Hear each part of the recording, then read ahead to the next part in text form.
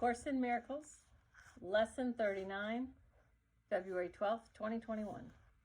If guilt is hell, what is its opposite? Like the text for which this workbook was written, the ideas which are used for the exercises are very simple, very clear, and totally unambiguous. We are not concerned with intellectual feats nor logical toys. We are dealing only in the very obvious, which has been overlooked in the clouds of complexity in which you think you think. If guilt is hell, what is its opposite? This is not difficult, surely. The hesitation you may feel in answering is not due to the ambiguity of the question, but do you believe that guilt is hell? If you did, you would see at once how direct and simple the text is, and you would not need a workbook at all. No one needs practice to gain what is already his. We have already said that your holiness is the salvation of the world. What about your own salvation? You cannot give what you do not have. A Savior must be saved. How else can he teach salvation? Today's exercises will apply to you alone, recognizing that your salvation is crucial to the salvation of the world. As you apply the exercises to your own world, the whole world stands to benefit. That's just the same as raising your vibration raises others.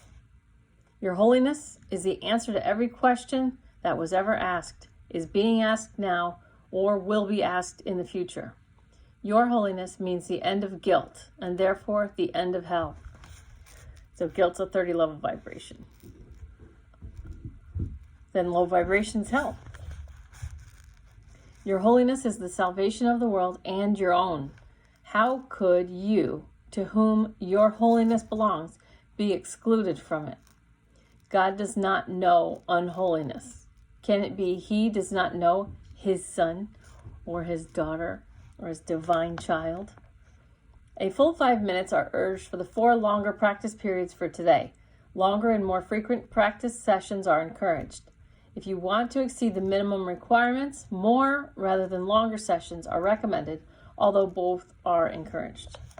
And in the morning live stream, we said 5 minutes. 5-minute sessions 5 times. Begin the practice periods as usual by repeating today's idea to yourself. My holiness is my salvation. If it doesn't go on my hand, I don't do it. Then with closed eyes, search out your unloving thoughts in whatever form they appear. Uneasiness, depression, anger, fear, worry, attack, insecurity, and so on. Whatever form they take, they are unloving and therefore fearful.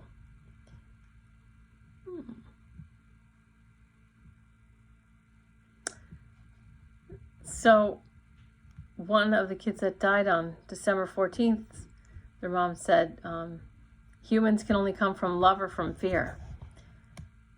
It's okay. So with the eyes closed, search out unloving thoughts in whatever form they appear. Whatever form they take, they are unloving and therefore fearful.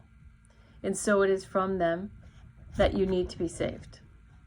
Specific situations, events, or personalities you associate with unloving thoughts of any kind are suitable subjects for today's exercises.